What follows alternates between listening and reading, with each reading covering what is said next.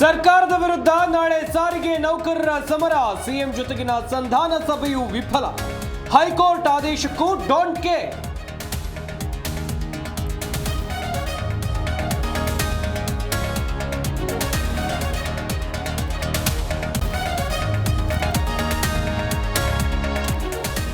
ಧರ್ಮಸ್ಥಳದಲ್ಲಿ ಶವಗಳು ಹೂತಿಟ್ಟ ಪ್ರಕರಣ, ಬಂಗ್ಲಾಗುಡ್ಡದಲ್ಲಿ ಮತ್ತೊಂದು ಅಸ್ಥಿ ಪಂಜರ ಪತ್ತೆ, ಶೋಧ ಸ್ಥಳಕ್ಕೆ ಒಪ್ಪುಕೊಂಡೊಯ್ದ ಎಸ್ಐಟಿ.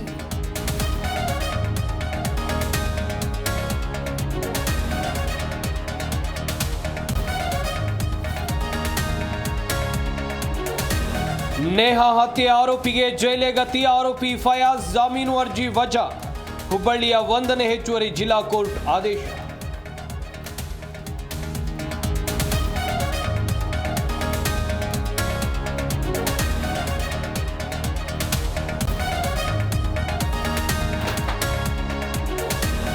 ವಿಶ್ವವಿಖ್ಯಾತ ಮೈಸೂರು ದಸರಾ ಮಹೋತ್ಸವ, ಗಜಪಯಣಕ್ಕೆ ಈಶ್ವರ್ ಖಂಡ್ರೆ ವಿದ್ಯುಕ್ತ ಚಾಲನೆ, ಕಾಡಿನಿಂದ ನಾಡಿನತ್ತ ಹೆಜ್ಜೆ ಹಾಕಿದ ದಸರಾ ಆನೆಗಳು.